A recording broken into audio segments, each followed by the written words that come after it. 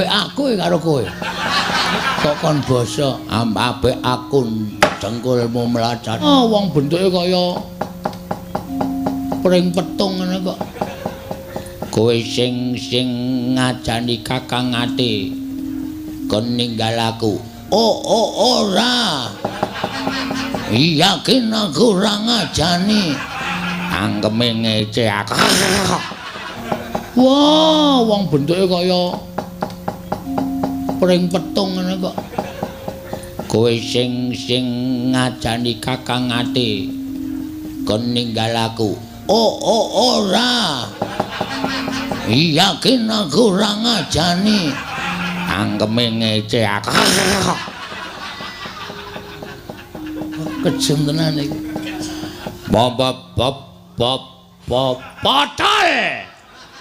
Ponokawan nang anggere mengko ngajani Kakang Ati titenono. Kokonangan aku tak sepatani kabeh ora iso tetembangan. Aduh. Wah, ora iso rapayu iki nang. Titenono wis kono nusula gareng karo Petruk. Aku sing tak curigai kowe sing tersangkane. Tunggu pembalasanku. Kirei ngece kowe ya. Gumon Ndara Suwandak niki kagungan putra kowe kok aneh-aneh sing siji Bu Agus Raja Mas siji kaya ngene. Kowe sing ngajani soale aku ngerti sipate wong matane kira iki. Lho Semar Endo masalah lunga sithik. Mboten nggih, sumpah mboten. Mripat wira kompak kok. Apa meneh atimu kon kompak karo cangkemmu. Nek nganti ngajari Kakang Ati ninggal aku titenono wak cokot. Waduh, mboten. Sapa sing ngajani? Sing bisik-bisik wau Petruk. Ana kowe minggat Petruk kon maju. Truk.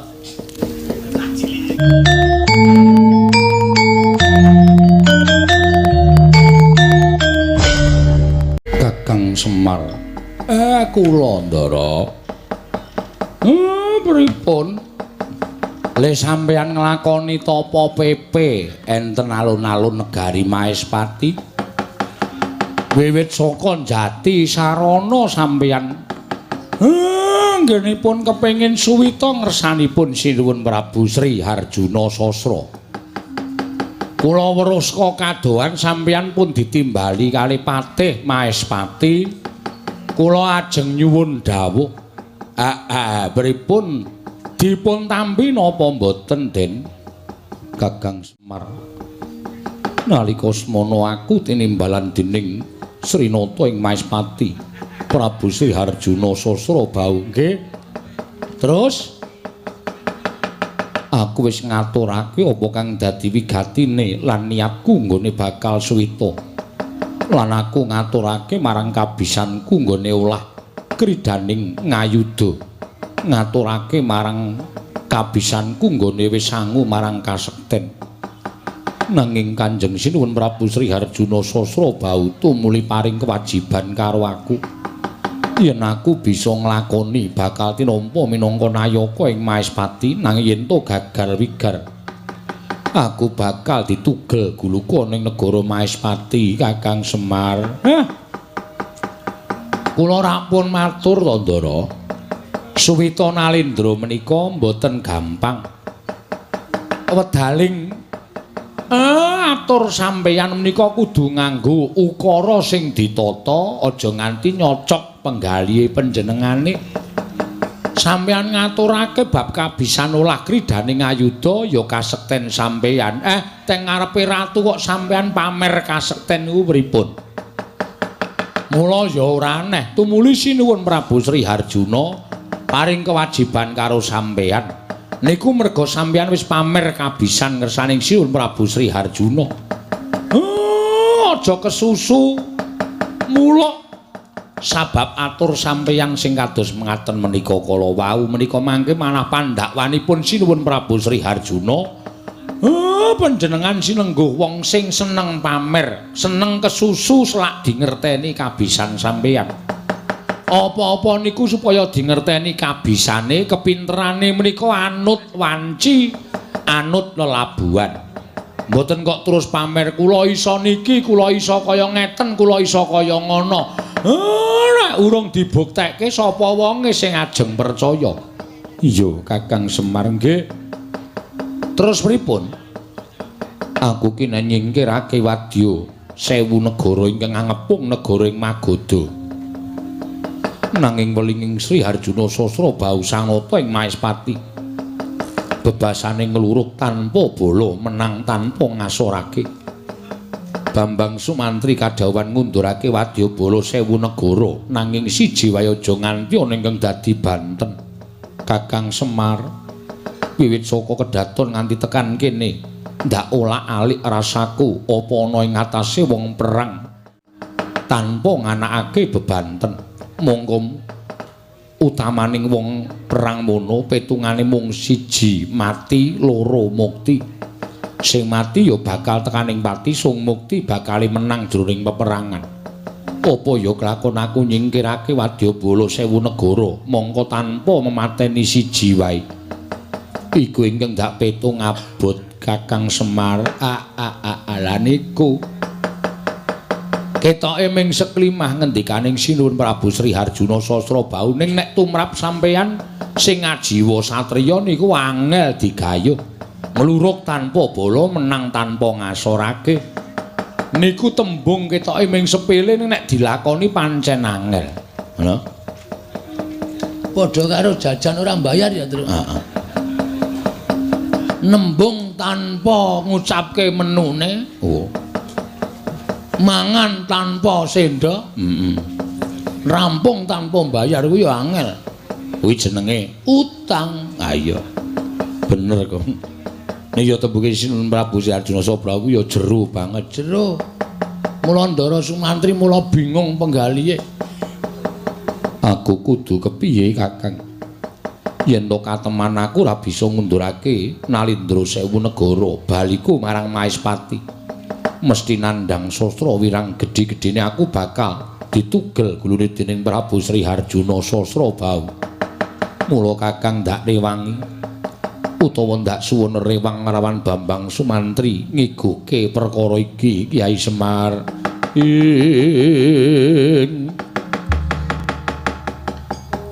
Semarika den prayitna semuri resika balik Ditiyane kandayane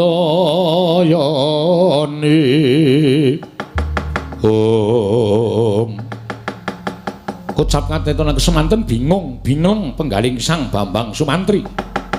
Nalika semanten tampi dawuhipun Sang Prabu Sri Harjuna Sastra ginen ngundurake Nalindra 1000 negara ing ngepung negaring Magoda. Parandening mangke jroning bingung kedadak ingkang niyup saking dirgantara nenggih kadang tarunane Bambang Sumantri nenggih Bambang Sukasarana. Ya Bambang Sukasarana nalika semanten ingkang dipun tilar dening Bambang Sumantri wonten ing pertapan Jatisarana. Sumusul ingkang raka tumya saking dirgantara kagiat kadrakasan Bambang Sumantri mulat ingkang rayi Bambang Sukasarana.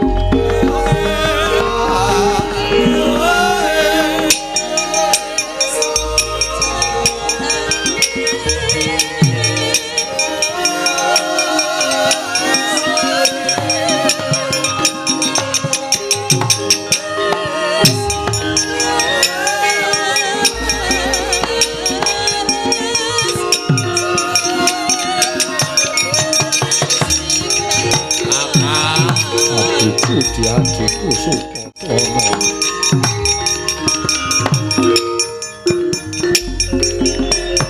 Kang Semar pamoring sukma sinukmaya. Sinukmaya winaya ing asepi sumimben telenging kalbu.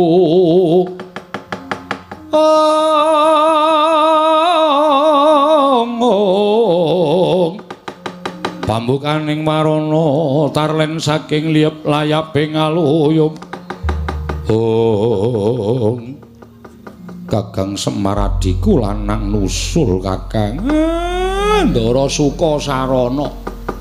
Wah, pancen bocah ora iso ditelapke. Wo, Ndara Sukasarana nusul terus. Heeh. Tuyule nusul terus. Gong, iki arep kaya ngene iki adine Ndara Sumantri, mireng Ndara Sumantri dipanah ndasmu. Nek iki adine kok tuyul. Bayi baguse kaya ngene kok tuyul. Petruk ngece aku kowe. Ora kaya malah dikira ngece ora. Kadangku Yayi. Adikku diadiku wong bagus Sukasrana padha raja sapraptamu Yayi. Pangestune Kakang Ati slamet aku ya Kang. Aku ngaturake sembahku kekatur. Ya tak tampa cah bagus.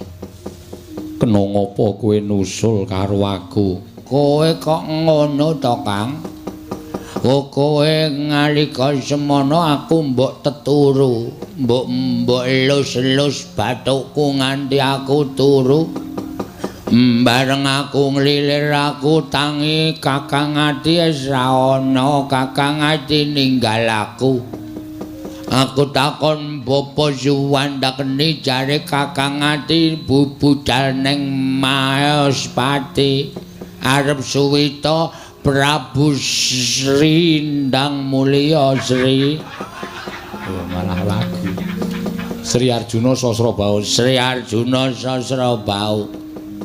Mula aku terus nusul mrene Kakang Ati kowe ora tresna karo aku.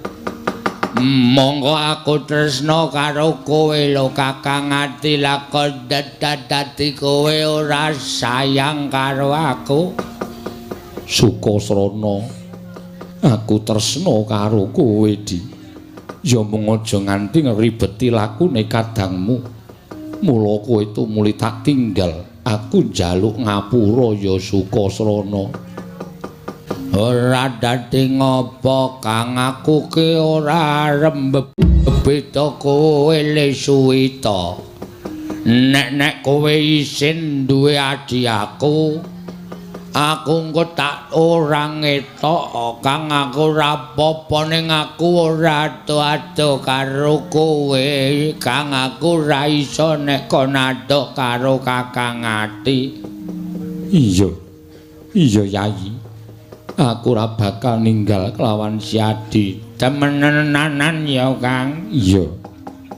Ora apusi aku to Kang. Ora cah bagus. Wong rupane kaya ngene kok tresnanto kakangne luar biasa ya, Tru. Ah iya. Nusul mrene kok. Ah iya. Kakangne bagus kok adine kaya totok uwak kaya ngono. Sukasarana ya Kiswan. Ah iya. Kakangne Kakang Mantri iki bagus ora jamak kok. Adine letek kaya ngono. Ya men ning ampuh. Ya ampuh pil karo Ndara Sukasrana. Kowe kok katon sedih to Kang ora kaya biasane akeh ngendikane. Kowe apa ora ditampa lit dadi nayaka Maespati Kang? Ora perkara kuwi Sukasrana. La piye? Aku nampa dawuhing Prabu Sri Harjuna Sasrabau. Heeh. Kosik Sukasrana ngenteni mburi kelir leren le omong-omongan sik. Keseron banter banget. Lala iki do mepet kelir kok, Kang. Gek do omong-omongan perkara gawean, dadi aku malah seru pikirake. Ya Sukasrana piye ngendikaning Prabu Sri Harjuna. Aku kon ngundurke ratu sewu negara kang ngepung negara Magadha. Lah kene meng kaya ngono. Kok kowe kok bingung wong Kakang Ati iki sesekti mandraguna.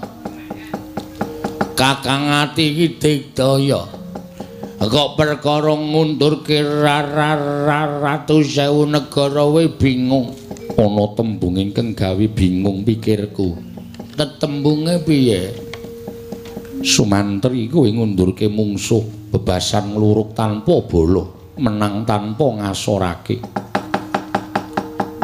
Mongko ora entuk gawe pepati ratu siji wae 1000 negara kang tekaning pati. Kepiye nggonku bakal tumandang Sukasrana.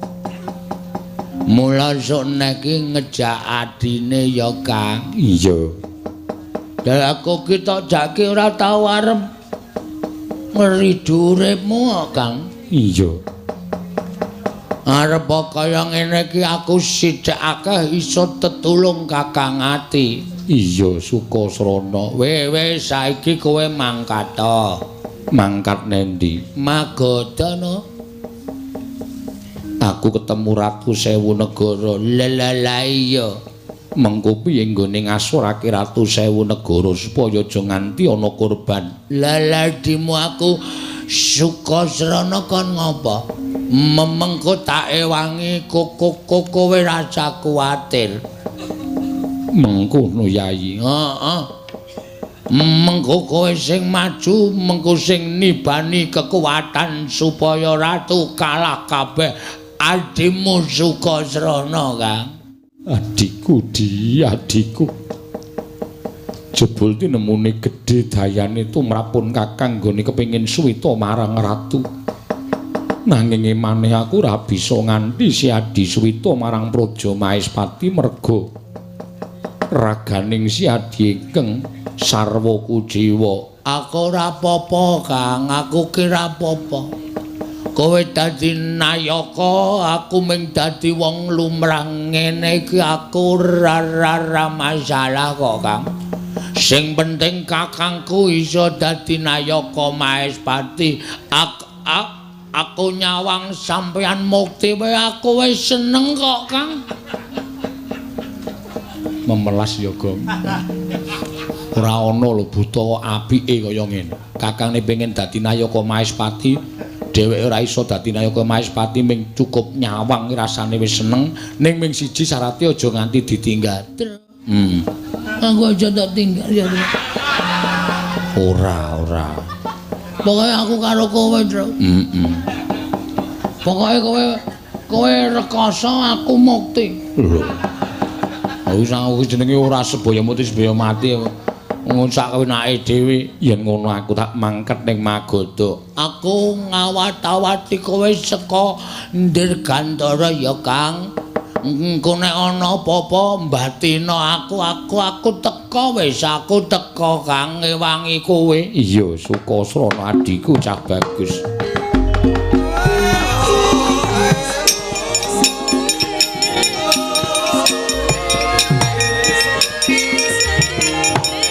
Waduh cilaka iki, Tru. Wonten dawuh, Ndara. Engko kowe sing ngajani Kakang Ati ninggal aku ada. Kowe sing ngajani soale aku ngerti sipate wong matane kira iki. Lho Semar Endo masalah. Lunga sikik. Mboten nggih, sumpah mboten. Mripat wira kompak kok. Apa meneh atimu kon kompak karo cangkemmu? Nek nganti ngajari Kakang Ati ninggal aku titenono wak cokot. Waduh, mboten. Sapa sing ngajani? Sing bisik-bisik wau Petruk. Ngono kowe minggat Petruk kon maju. Truk. Timbali Satpol PP. Gareng yo isa-isane nibake perkara ning aku to yo. Petra kowe sing ngajani Kakang Ati. Mboten, malah kula wau ngelingke Kakang Ati. Kakang Ati ndasmu njebluk kuwi. Sing entuk nyeluk Kakang Ati ki mung aku, kowe aja melu Kakang Ati. Anu Ndara Sumantri. Kula wau den mesakake ngrayi.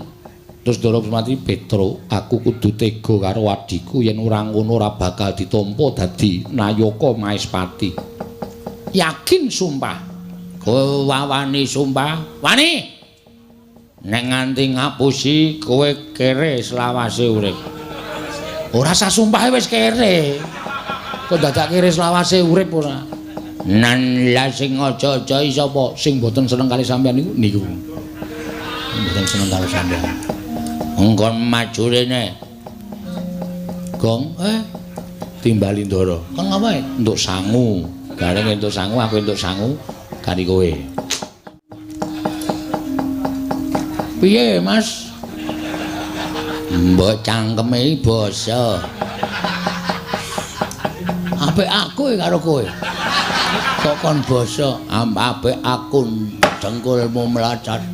Arep apik kowe kon nyepatani bisu selawase urip. Sing apik nek omong. Sampeyan iku ketoke elek nek omong nyata. Nyemelangi ora. Kalingan ora arep njaluk pitik aku wingi kae. Aja niku tak senengi, engko sore mati gong, mati tenan. Wah, wong bentuke kaya pring petung ngene kok. Kowe sing ngajani Kakang Ati kon ninggal aku. Ora. Yakin aku ora ngajani. Angkeme ngece aku. Kejem tenan iki. Potol. Ponokawan nang anggere mengko ngajani Kakang Ati titenono. Kokonangan aku tak sepatani kabeh ora iso tetembangan. Aduh. Wah, ora iso rapayu iki nang. Titenono wis kono nusula gareng karo Petruk. Aku sing tak curigai kowe sing tersangkane. Tunggu pembalasanku. Kirei ngece kowe ya. Gumon Ndara Suwandak niki kagungan putra kowe kok aneh-aneh sing siji bagus ora jaman sing siji kaya ngene. Aneh kowe ya wis pesti kok. Ora ngrasani aku ndandang kono kowe minggat kono aku tak nusul Kakang Ati nggih. Kok anggere akon Kakang Ati ninggal aku titenono. Kakang Ati kakangku sing tetak tresnani aku ning Dirgandara ya Kang nek ana apa-apa batina jenenge adimu Sesuka sarana aku mesti teka Kang mesti teka.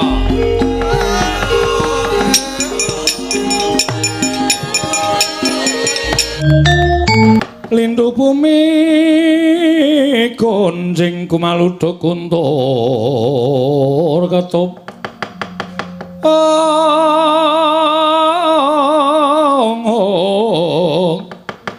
lumembak penyukang kumambang dosang Wisnu Bathara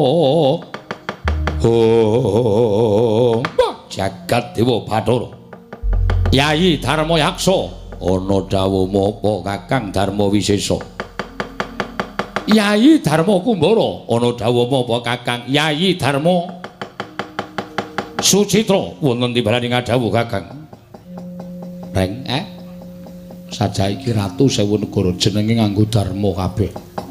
Ana sing jenenge Darma Wisata ora ya ora ana. Darma Wisata ning ngisor Kretek ora ana. Ngisor Kretek ora. Apa iki pawongan nom-noman sing gawe geger pesanggraning Ratu Sewu Negara? Saka pangiraku pancen bener iki Kakang. Ingkang sumbar manguwuh-uwuh nganti aku kelawan Kakang Darma Wisesa metu saka jroning pakuwon. Walah dalah sugih kendel bondo wani. Wani manjing ana ing pesanggraning Pura Nalendra Sewu Negara. Kowe sapa? Takon karo aku utusaning Nalendring Maespati aku Bambang Sumantri. Bambang Sumantri? Ya dasar para nyata. Luruh bagus. Wah. Wong bagus-bagus emane ditutke kirik 3. Lho, darani kirik neng. Meneng wae klethake dase nggih. Menungsa e kirik. Lho, iso omong. Le. Terwelu. Kae ratu lho neng. Men ra urusan ngene menungsa padake kirik. Lho, iso omong sapa jenengmu? Takon karo aku. Abdining Ndara Bambang Sumantri. Nala Gareng. Nala Gareng, Bambang Gareng. Bambang Gareng. Oh iya no abdine nganggo Bambang. Sing dhuwur sapa? Bambang Petro. Bambang Petro. Iya, dasar para nyata. Abdine Ndara Sumantri.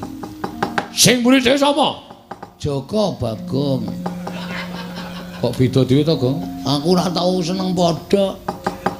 Bedani lho, Bambang. Mo kabeh nganggo Pak Bambang tuku gedang. Amoh. Ya wis sakarepmu, Bagong. Prabu Darma Wisesa. Niatku pancen wis gembleng, nggonku bakal nyingkirake Ratu Sewu Negara aja ngangsi gawe geger kahanan negoring Magoda. Mula Kang Sangka kuwi mumpung durung tekaning pati salah sawijining Ratu Sewu Negara. Padha mundura. Aja ngayonake marang Gusti Ayu Dewi Citrawati bakal binoyong Bambang Sumantri ana negara ing Maespati. Wah, adalah sugih kendel Bondowani. Sumuk nyawamu kowe wani nantang karo Nalendra Sewu Negara. Seminggira Kakang sepira kekuwatane Bambang Sumantri mesti dadi isen-isen ning wadukku. Hak tadah kala mangsa ora sakakean gunem tanpa gunayu kaya aku sing bakal tekaning pati. Kula terus minggah Koko Prabu bari kula ajar Bambang Sumantri kemewat gunemipun.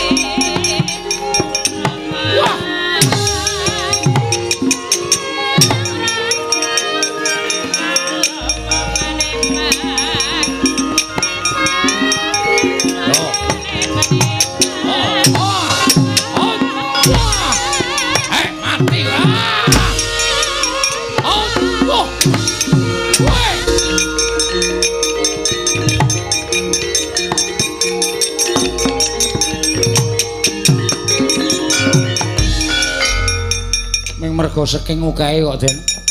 Nek kekuwatane terus sing menang sampean. Wong nyatane ratu sing sepisan wau mangantem nggon sirah. Plodak. Kula krungu saking mriki. Iya Petro. Candak sirahe jebleske lemah. Tuwus. Semaput dadi royongan. Niki kekuwatane terus sing menang sampean. Ning perkara ukae. Amrika Sewu Negara pirang-pirang kalah siji maju loro, kalah loro maju telu. Petro, Nun, mbok nek ngerti bendarane ngene iki diwangi. Ora mengkakean cangkem. Ana ku nyeritake, wah aku ora butuh cerita sing dadi nyatane. gelem nyambut gawe. Nanti reng, lho aku ki abdi setiae. Tonton kekuatanku. Nek mati lho reng, mati mbok wis. Nolo garing ati-ati nggih, ampun kuwatir. Nek ming mungsuh ratu Oh ye. Pokoke gertak dulu. Wah, edan, kowe ya edan. Iki apa iso perang? Lho, aja ngena karo aku. Tanganku kemlawe ngene iki tiba ning siramu ra sikar dadi loro. Aja dunta. Wah, kowe wangi bendaramu mati ora iso. Modar kowe. Hop, jebleske. Iya. Candak jegluke lemah. Yes. Wedan edan apa? Sit. Yeah. Sit. Yeah. Sit. Yeah. Iki apa diku angel dicekel iki? Ora iso. Mantan cobat ayo. Iya, iya. Hop, iya. Iya. Melayu. Aduh. Ambegane entek. Ayo, maju legane ngati.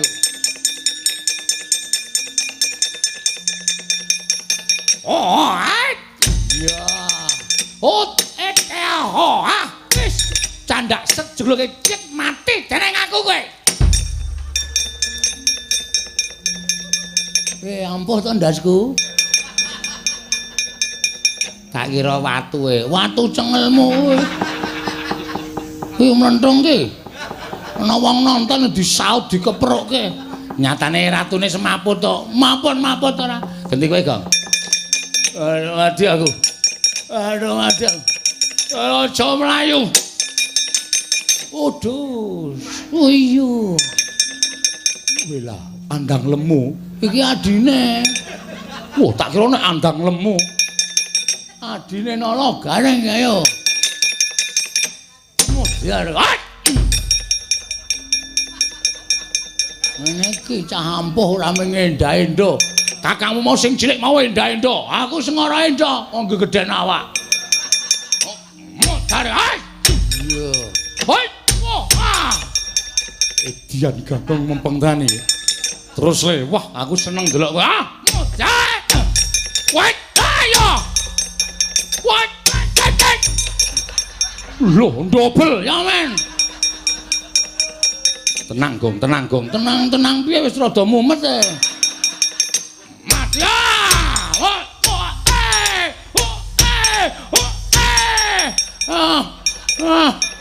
Truk. Truk. Piye Gong piye? Mati kowe. Ono kawane areng wangi bendare mati mbok si aik. Iya. What? Iya. Wasyat. Iya. Wah. Iya. Wah. Gong.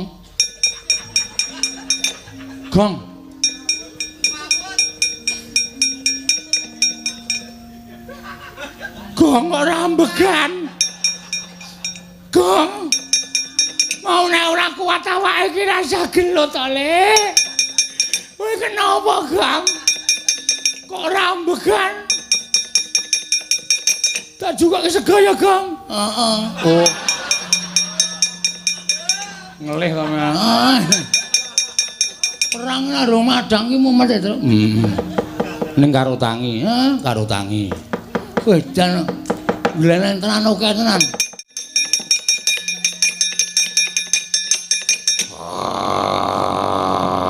Pindah le. Ngapae butane gede banget tak lawane. Aja, Gong. Aja, ku kalah tenan nek karo kae. Ora masalah. Ora wedi kok. Terus aja tok awakmu iki. Tak lawane. Ora usah. Kowe kalah ora wedi dijake cah jire ora. Wah, jikur gede banget. Gelak lembang. Loh kok nyelip? Empong risang Sumantri. Nalika semanten mulat sakataing para ralendra sewu negari ingkang samya ngepong sang Sumantri sigra mundhut jemparing ngarsa den dawahaken mring sanggaring para nalendra sewu negari krana sampun saged boten saged meper mubal babaling karepson mulat sang Sukasarana Kakang ati aja Kakang aja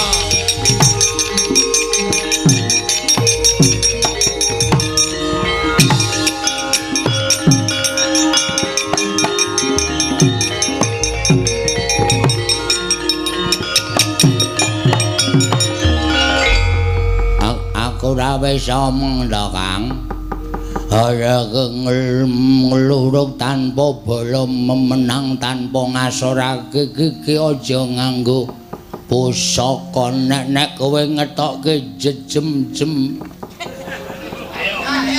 nganggere kleru lak bandem ngrikil jemparing engko kowe bakal mateni karo Ratu Sewu Negara adikku diadiku Sukasrana pun Kakang bingung kudu kepiye Yayi kok kowe ra wis tak kandhani to nek kowe bingung kowe mbatina aku lala kowe kok ora mbatin aku kok kowe arep nglimpekke aku meneh ya Kang ora Yayi ya mung pun Kakang lali arep ngopo Yayi kowe rasa bingung kok kowe ngadeka nang kene wae mengko sing nibake daya kemandan aku Ratu Sewu Negara kedo tak gawene lumpuh merga saka adimu kuwi tenan cah bagus iya Kang masa aku menipu merga srawung ro kowe kaya ngono basa Inggrisne ya tak kandhani soalé ha iya menipu ki apa masa aku ngapusi karo kowe ora Kang aku gak ngapusi iya terus kepiye aku tak ndelik nang mburimu kok kowe rasa wedi ngene ana ratu teka sing nibani kekuatan aku Kang adikku diadiku Sukasrana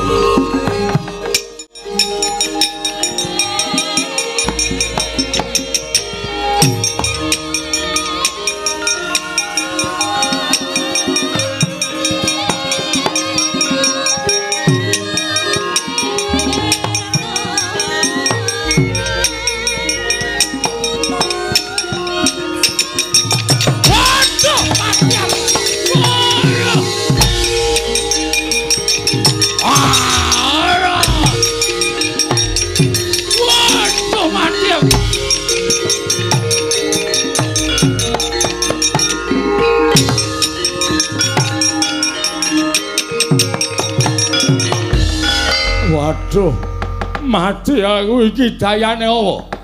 Waduh, laku dadi otot bebayuku kaya ilang. Ngobahke sikil wae ora iso iki kaya kena apa Kang. Waduh, mati aku. Mati aku laku dadi sikilku lumpuh kaya ngene iki piye mati tenan aku. Waduh, Sumantri aja pasang warat. Aku kok dadi kaya ngene iki piye Sumantri? Weh lah kok ngampuh tenan kok. Ah, semok iso doting klumbruk. Heeh. Bojone dhewe digawe ngono wae, Patro. Amen ngopo? Men rar lewel. Ora tau rewel kok bojoku digawe ngono dengkulmu mlocot ora. Ha iya, kowe teluk apa ora? Kowe ora ngaku kalah karo Bambang Sumantri aja takon dosa ora tak gawe sedhela nggonmu nandhang lumpuh nanging selawase urip wis ora ana gunane lehmu dadi nalendra. Waduh Bambang Sumantri aja aku nyuwun pangapura aku ngaku kalah ya aku ngaku kalah ya aku yo ngaku kalah Bambang Sumantri.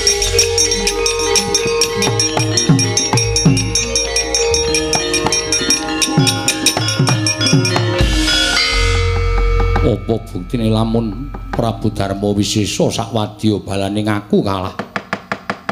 Sepisan kula mboten badhe wantun kaliyan Raden Sumantri. Angka kalih kula ngaturaken tandha yektos menawi kula kawon. Inggih. Inggih Raden, kula kinandhang teluk kalian panjenengan. Kula ngaturaken putri Damas cacah 800. Mugi samangke kula atrimbaya. Lan dados kukupanipun Raden Sumantri nggih Bambang Sumantri. Iso tak cekel ingkang dadi gunemamu Prabu Darma Wisesa. Mboten sabab saking menapa nyatanipun kula sampun matur bilih kula sampun tobat nandhapun Raden Sumantri. Yen pancen kowe wis nendang tobat sapirangan wadya balamu Ratu Sewu negara kon lunga saka negara Maguda bali marang papane dhewe-dhewe. Dene pandhiganing Ratu Sewu negara Prabu Darma Wisesa ndak kanthi sowan marang ngersaning Prabu Citrasena matura yen pancen kowe wis kalah karo Bambang Sumantri. Kanthi mengkono ana seksine Prabu Citrasena ngerti lamun Ratu Sewu negara wis bisa dikalahake dening Bambang Sumantri. Iye, kula nderek.